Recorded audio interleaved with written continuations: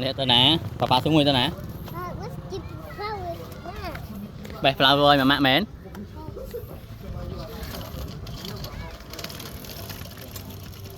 Bè hả?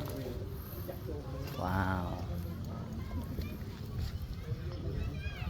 Một mưa flower thì nó xa này. Bè hai mà mẹ mến.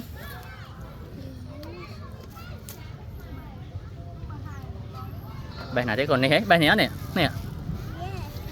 Nè, papa bè hỏi. Need more flowers. Đi đi này, bè này. Yeah. Wow, này hỏi mà mẹ.